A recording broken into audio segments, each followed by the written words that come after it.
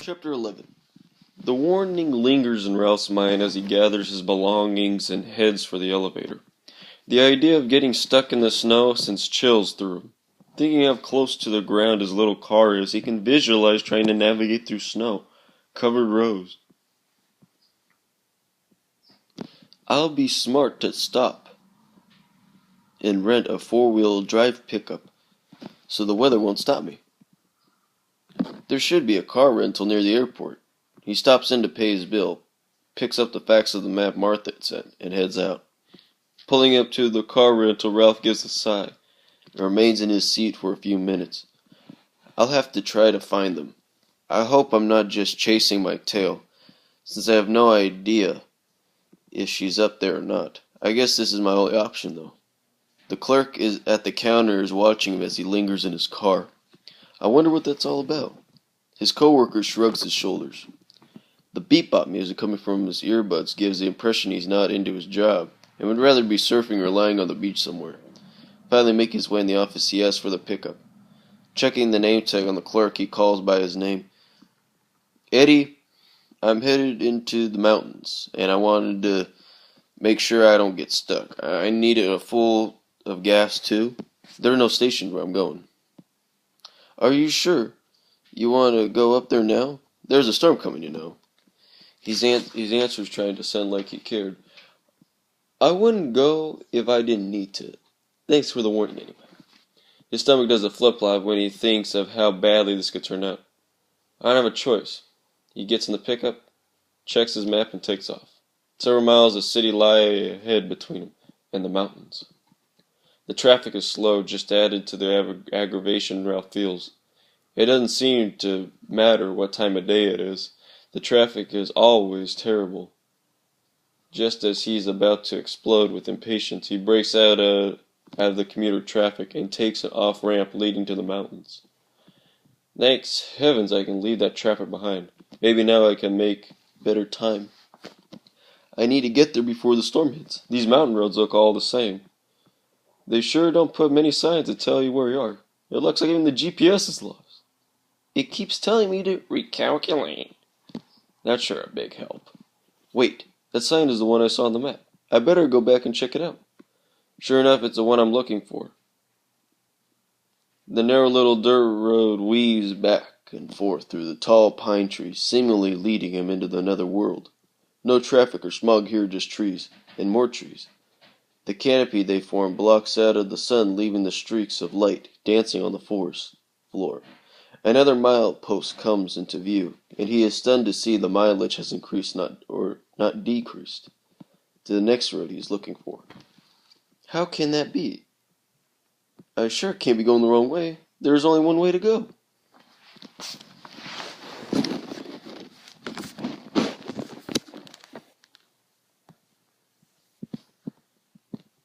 Shoving his doubts to the back of his mind, he holds to the same direction. In his hopes the sign is wrong. Checking his gas gauge, he is disturbed to see it is hovering around a half-full mark. Wow, this thing sure eats the gas. It had not be too much further, or I'll be walking back. The next milepost should read White Creek Road. That's what I'm looking for. There it is, 20 miles straight ahead. A downspout has eaten a trench a foot deep across the road, and off to the side of the road sits what looks like a rental car. Ralph gets out to see if anyone is in it. There on the back seat is a baby bed. One he knows is Shelley's. The blood drains from his face as the reality of it strikes home. He has to cross that washout somehow and get to the cabin. Moving the pickup closer to the washout, he checks to see if he can cross it. It looks too deep, even with four-wheel drive. So he walks out through the trees to find a way around it. The trees are a little too close together in most places. But he finds one way that might be wide enough.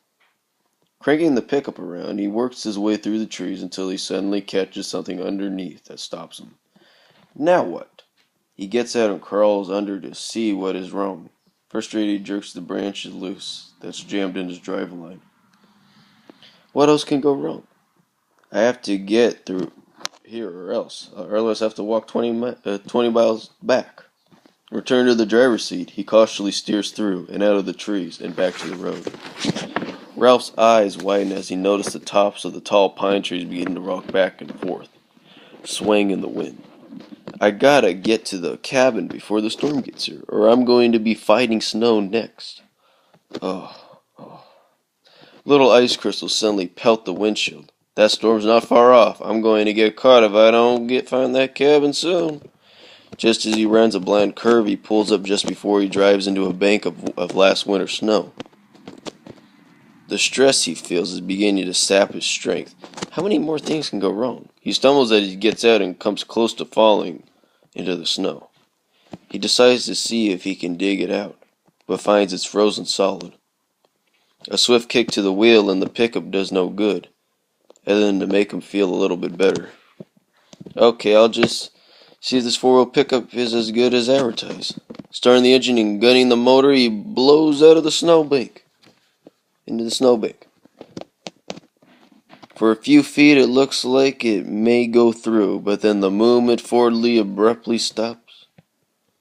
It's leaving the pickup high centered with the wheels spinning free.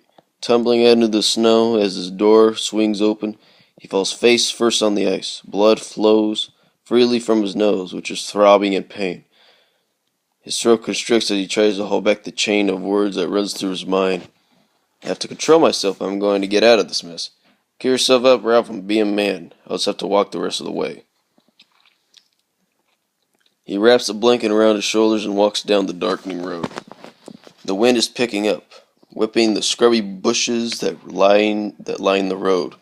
1 foot forward and then another. Once again, 1 foot forward and then another. Just keep saying that, Ralph. You can do it. Must be cracking up tiring myself out here in the wilderness. Suddenly the pine trees let loose the icy snow that have been holding all winter. Down comes a small avalanche directly overhead of a wary Ralph, turning him into a surprised snowman. Arms flying out into the snow, he manages to stay on his feet. Fighting back tears, he thinks to himself, the gods are against me, I can do this. Drawing up straight, he resumes trudging through the snow. Shadowy figures flutter back and forth beyond the wall of pine trees. Dark shades of gray steal the light of day, leaving Ralph unaware and unable to see his being tracked.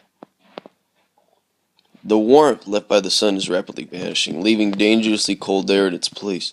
A fear of freezing to death is in the back of Ralph's mind, as he has heard that it is a very real possibility if you get lost in the mountains in the snow.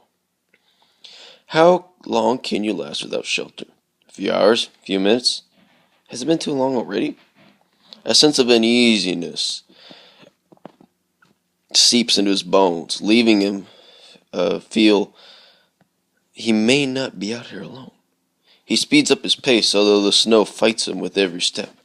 Canine tracks cross the road ahead of him, giving him a clue to the presence of his followers. Surely no one is out here with a dog, he thinks. So it must be coyotes. I don't think there are any other wolves in this part of the country. At least I hope not. A struggle is brewing within, leaving him fighting his instinct to flee. Maybe I still have time before dark to go back to the pickup.